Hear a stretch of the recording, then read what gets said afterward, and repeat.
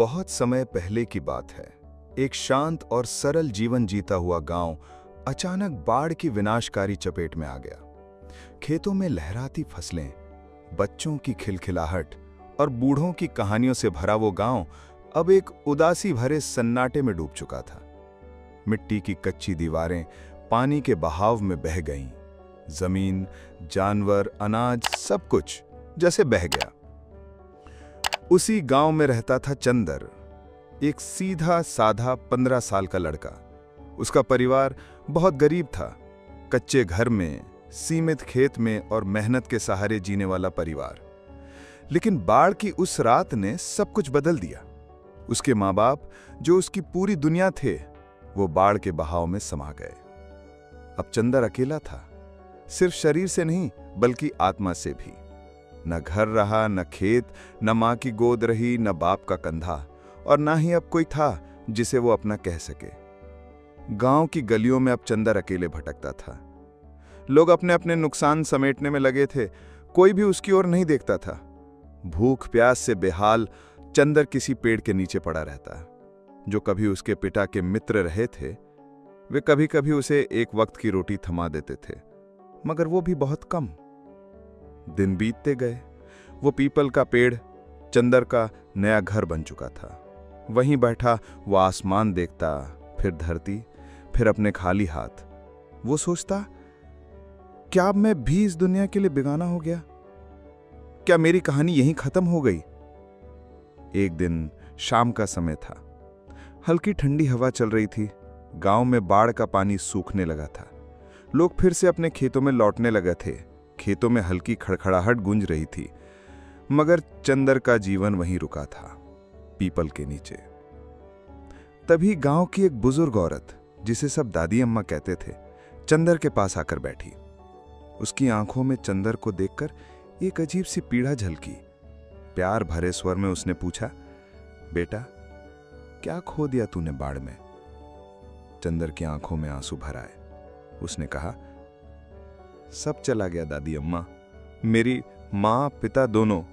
मेरे लिए तो बाढ़ सब कुछ बहा ले गई।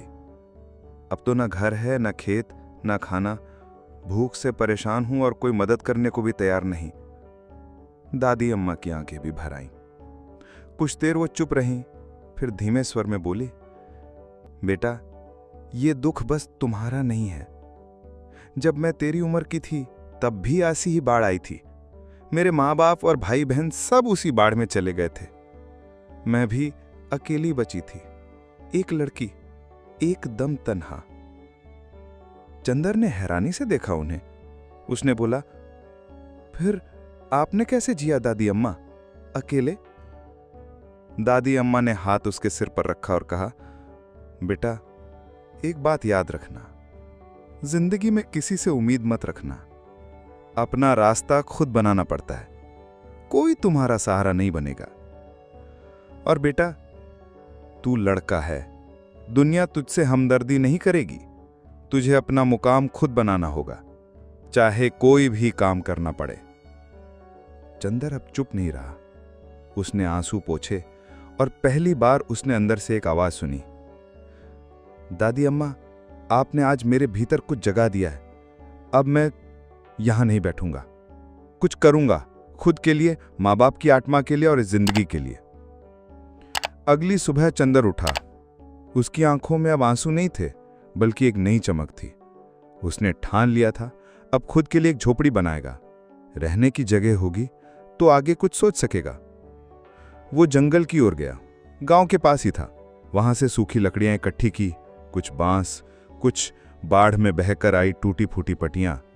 इन्हें लेकर वो अपनी पुरानी जमीन की ओर गया, जो अब मिट्टी और पत्थरों से भरी पड़ी थी। वहीं उसने थोड़ी जगह साफ की और एक छोटी सी झोपड़ी बनाई, बस इतनी कि उसमें बैठा जा सके, लेटा जा सके। उस रात वो उसी झोपड़ी में लेटा। ऊपर टीन नहीं थी, पर चांदनी जरूर थी। मेरे अपने हाथों से बना पहला घर। छोटा है, पर मेरा है। अब पेट की चिंता थी। कुछ दिन पहले मुखिया के घर के बाहर सड़क की मरम्मत हो रही थी। वहां मजदूर काम कर रहे थे। चंदर पहुंचा वहां। एक मजदूर ने कहा, मुखिया जी से पूछ ले, शायद तुझे भी काम दे दे। चंदर दौड़कर मुखिया जी के पास गया। मुखिया जी, मुझे भी काम दे दो, भूखा हूं मैं, मेहनत से डरता नहीं। मुखिया जी ने देखा एक कमजोर दुबला पतला लड़का, पर आंखों में आग थी। पास खड़े एक मजदूर ने कहा, मुखिया जी, ये मिट्टी ढो सकता है, हमें मदद मिल जाएगी। मुखिया जी बोले, ठीक है, देखता हूं कितनी मेहनत करता है। काम शुरू हुआ। चंदर ने पूरा दिन भूखा रहकर मिट्टी के तसले उठाए, इधर से उधर ढोया। धूप में पसीना टपकता रहा, पर वो रुका नहीं। शाम को उसे थोड़े पैसे मिले। उसके हाथ कांप रहे थे, आंखें नम थीं। वो रास्ते में एक दुकान से गुजरा। वहां से एक पतीला, एक चावल का पैकेट और कुछ मसाले लिए। रात को अपनी झोंपड़ी के बाहर ईंटों का चूल्हा बनाया, जैसे मां बनाती थी। वैसा ही चावल और दाल बनाया। खुद के हाथों से पहली बार पका खाना। मां की यादें साथ थीं, पर आत्मगौरव भी था। आज भूखा नहीं सोऊंगा, आज मैंने कमाया है, खाया है और जिया है। चंदर अब हर सुबह उठता था, अपनी झोपड़ी से सीधे काम पर निकलता। गांव के मुखिया के घर के बाहर बाढ़ से टूटी सड़क की मरम्मत हो रही थी और चंदर वहीं 4 दिन लगातार मिट्टी उठाकर तसले में भरकर धूप में झुलसते हुए काम करता रहा।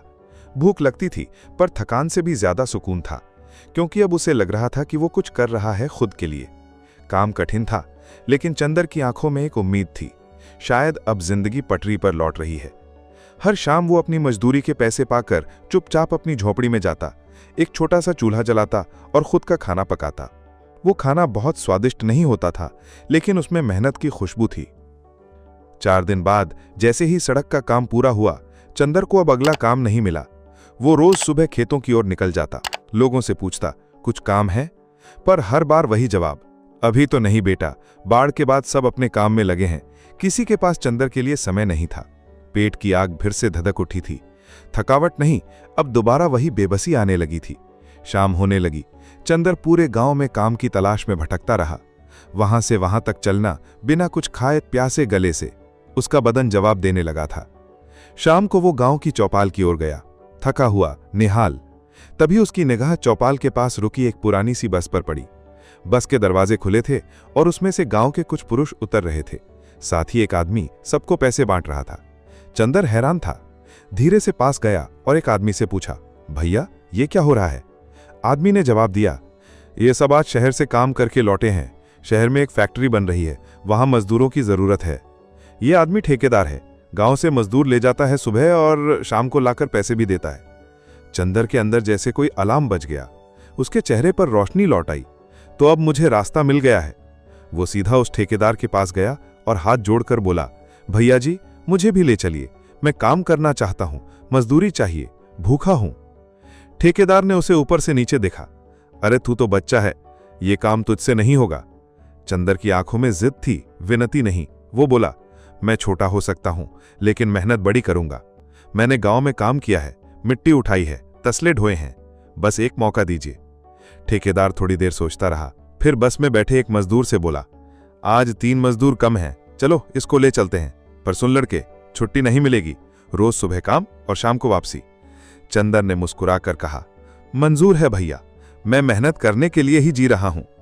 अगली सुबह चंदर ने पुराने मैले कुचैले कपड़े पहने, पैरों में टूटी हुई चप्पल थी, लेकिन चाल में आत्मविश्वास। वो चौपाल पहुंचा और बस का इंतजार करने लगा। जैसे ही बस आई, वही ठेकेदार उतरा। पुराने मजदूर बस में चढ़े। अब चंदर भी आगे बढ़ा। ठेकेदार ने फिर से उसकी ओर देखा। नाम क्या है तेरा? चंदर, उसने कहा। ठीक है चंदर, चढ़ जा। बस चली। चंदर ने खिड़की वाली सीट ली। पहली बार वो गांव की सीमाओं से बाहर निकल रहा था। खिड़की से बाहर झांकते हुए वो देख रहा था हरे भरे खेत, धीरे धीरे बदलता परिदृश्य, फिर शहर की भीड़, ट्रैफिक, ऊंची इमारतें, फैक्ट्री के आसपास का शोर। उसकी आंखें सब कुछ पहली बार देख रही थीं, लेकिन उसमें डर नहीं था, बस जिज्ञासा थी। बस जैसे ही शहर के बाहर पहुंची, चंद्र की आंखों में चमक आ गई। वो अब तक सिर्फ गांव की गलियों और खेतों की हरियाली में ही रहा था, लेकिन यहां ऊंची इमारतें, धूल, मशीनों की गड़गड़ाहट और हर तरफ लोग काम में लगे हुए थे। बस एक मैदान में रुकी जहां पर एक बड़ी फैक्ट्री का निर्माण चल रहा था। चंद्र ने देखा, कोई मजदूर ईंट उठा रहा था, कोई सीमेंट की बोरियां, कोई सरिया काट रहा था, तो कोई दीवार खड़ी कर रहा था। ये उसका पहला काम का मैदान था। ठेकेदार ने सभी मजदूरों को काम पर लगाया। चंद्र को देखा और कहा, तू नया है, इसलिए आज हल्का काम कर। मिट्टी के तसले उठा और यहां से वहां गिरा दे। चंद्र बोला, जी साहब, मैं कर लूंगा। पूरा दिन चंद्र ने बिना रुके मिट्टी ढोई। धूप थी, गर्मी थी, मगर चंद्र के मन में एक आग जल रही थी। शाम को सभी मजदूरों को बस में बिठाया गया और गांव वापस लाया गया। ठेकेदार सबको मजदूरी बांट रहा था। चंद्र को सबसे कम पैसे मिले। उसने धीरे से पूछा, भैया मुझे बाकी लोगों से कम क्यों? ठेकेदार बोला, क्योंकि तू नया है और तुझसे काम भी कम करवाया गया है। चंद्र ने हाथ जोड़कर कहा, साहब मुझे कोई भी काम दे दो, मैं कम पैसे नहीं, ज्यादा मेहनत करना चाहता हूं। ठेकेदार उसकी आंखों में देखता रहा और मुस्कुराया। चल ठीक है, कल देखता हूं क्या कर सकता है। अगले दिन चंद्र फिर चौपाल आया, बस में बैठा और फैक्ट्री पहुंचा। उस दिन चंद्र को ठेकेदार ने पूरे मजदूरों की तरह काम दिया। ईंटें उठानी थीं, सरिया ले जाना था, मिट्टी का गारा बनाना था और सबसे कठिन सीमेंट की बोरियां सर पर उठाकर ले जाना था। चंद्र ने बिना एक बार भी शिकायत किए हर काम को पूरी लगन से किया। उसने नजरें झुका ली, सिर्फ काम में लगा रहा। शाम को जब ठेकेदार ने सबको पैसे दिए तो चंद्र को देखकर बोला, शाबाश बेटा, आज तूने खुद को साबित कर दिया। तू सच में मजदूरी करने आया है, भीख मांगने नहीं। ऐसे ही करता रहा तो एक दिन बहुत आगे जाएगा। चंद्र के होंठ कांप गए। उसने धीरे से आंखें बंद की और सोचा, काश मां बाबा होते, आज वो मेरे पहले कमाए इन पैसों को देखकर मुस्कुराते। अब चंद्र रोज बस से शहर जाता, फैक्ट्री में मजदूरी करता और शाम को लौटता। 2 महीने ऐसे ही बीत गए। अब उसके पास इतने पैसे हो गए थे कि उसने अच्छे कपड़े खरीद लिए, झोंपड़ी के लिए कुछ राशन, एक तख्त और चादर ली, और सबसे जरूरी, अब वो भूखा नहीं सोता था। उसकी झोंपड़ी अब सच्चे आशियाने की तरह लगने लगी थी। बारिश में भी पानी अंदर नहीं आता और हवा से बचाव हो गया था। एक दिन जब फैक्ट्री का काम अस्थायी रूप से बंद हुआ, ठेकेदार गांव आया। सुबह सुबह उसकी गाड़ी चंद्र की झोंपड़ी के सामने रुकी। चंद्र ने बाहर आके पूछा, साहब आप? ठेकेदार बोला, अब 2 दिन काम नहीं है, क्यों ना तेरी झोंपड़ी को थोड़ा मजबूत करवा दूं? चंद्र की आंखें खुशी से भर आईं। साहब मैं यही तो सोच रहा था, लेकिन पैसे नहीं जुटा पाया अब तक पूरे। ठेकेदार मुस्कुराया, जितना है उतना दे देना, बाकी मजदूरी से काट लेंगे। तू तो मेहनती है, तुझ पे भरोसा है मुझे। उसी दिन 2 मजदूर आए, टिन की चादर, ईंटें और मिट्टी लेकर। उन्होंने दीवारें खड़ी की, छप्पर की जगह टिन की छत लगाई। ठेकेदार खुद एक चारपाई और गद्दा लेकर आया। चंद्र को जैसे सपना सच होते दिखा। अब ये झोंपड़ी नहीं, मेरा घर है। उस रात चंद्र पहली बार चारपाई पर चैन से सोया। उसकी आंखों में संतोष था और मन में यही भाव, दादी अम्मा सही कहती थीं, रास्ता खुद बनाना पड़ता है। अब चंद्र को कोई डर नहीं था, बारिश का, ठंडी रातों का, भूख का। पर मन में एक सवाल उठने लगा था, क्या मैं बस इतना ही पाऊंगा? क्या मैं जिंदगी भर मजदूरी ही करूंगा? उसी फैक्ट्री में काम करते हुए एक दिन ठेकेदार ने पूछा, चंदर, अब जब तेरा घर बन गया और थोड़ा पैसा भी जुड़ गया, तो आगे क्या करना चाहता है?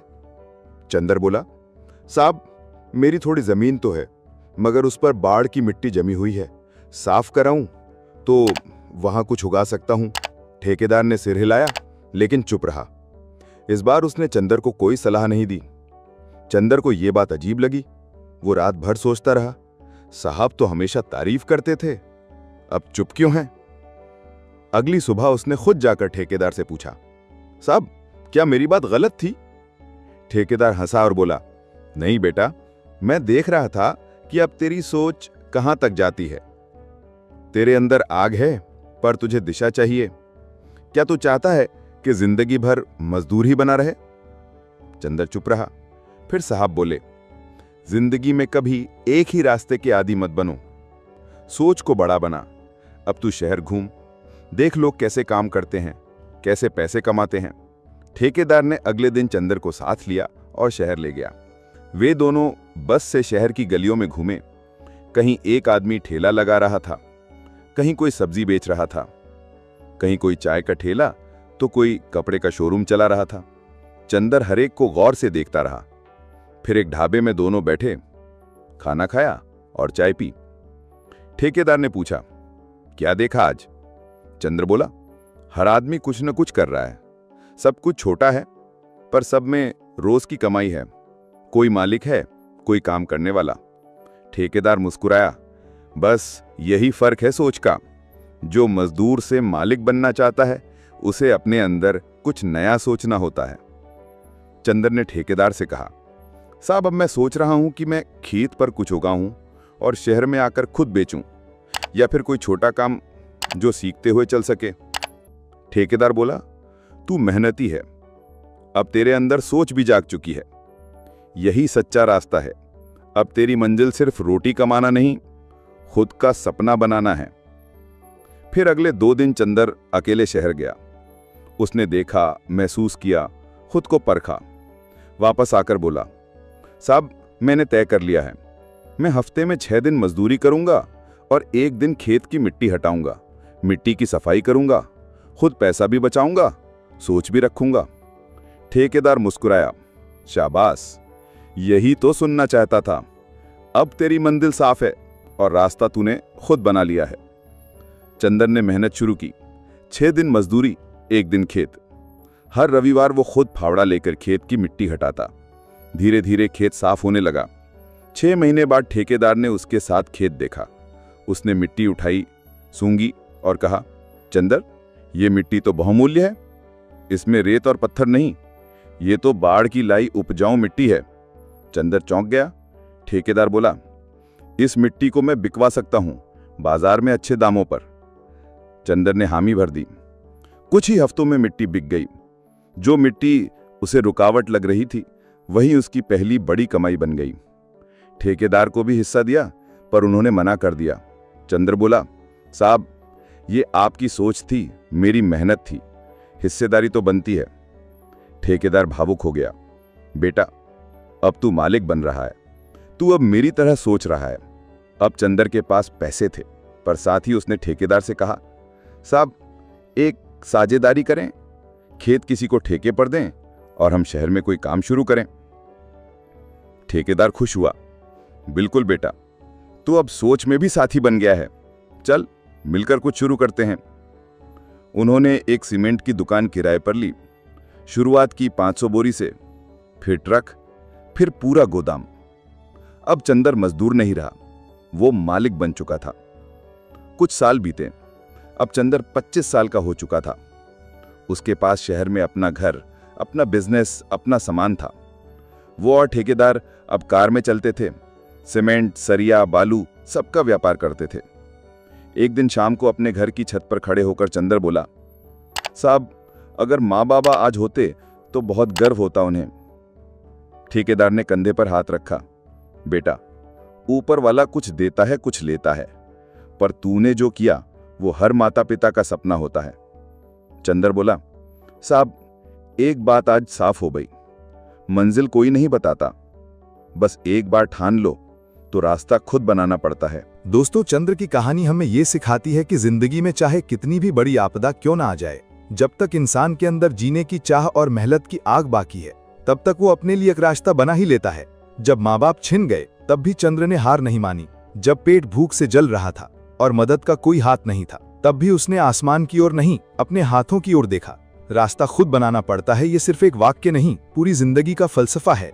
जिंदगी किसी के लिए आसान नहीं होती, लेकिन जो खड़ा रहता है आंधियों में वही एक दिन छांव देने वाला पेड़ बनता है। मदद मिलना अच्छा है, लेकिन मदद की उम्मीद में बैठ जाना खुद के पैरों से जमीन खींच लेने जैसा होता है। जब हम अपनी मंजिल खुद तय करते हैं तब रास्ता हमें नहीं, हम रास्ते को बनाते हैं। चंद्र ने हमें दिखाया कि छोटे से झोंपड़ी में बैठा मजदूर भी अगर चाह ले तो शहर में अपने नाम की दुकान खोल सकता है। सच ये है, किस्मत बहाने वालों की नहीं, मेहनत करने वालों की दोस्त होती है। इसलिए अगर जिंदगी में कोई रास्ता नहीं दिख रहा तो घबराओ मत, उठो, सोचो, चलो और अपना रास्ता खुद बनाओ। क्योंकि आखिर में तूफानों में कश्तियां डूबती नहीं, जो पतवार थामे रखते हैं वही किनारे तक पहुंचते हैं। चंद्र की तरह सोचो, चंद्र की तरह संघर्ष करो और याद रखो, रास्ता कोई नहीं बनाता, रास्ता खुद बनाना पड़ता है। दोस्तों, अगर चंद्र की कहानी ने आपके दिल को छुआ तो यहीं रुकिए मत। कमेंट में बताइए, क्या आपने कभी ऐसा मोड़ देखा है जहां आपको खुद अपना रास्ता बनाना पड़ा हो। दोस्तों, वीडियो को लाइक करें, हमारे YouTube channel rise and motivate YT को सब्सक्राइब करें और ऐसी ही सच्ची दिल से निकली कहानियों के लिए जुड़े हमारे साथ, क्योंकि हम लाते हैं जिंदगी की वो बातें जो अक्सर अनकही रह जाती हैं। याद रखिए, राइज एंड मोटिवेट YT सिर्फ एक चैनल नहीं, यह है आपकी और हमारी साझा जिंदगी की सच्चाई।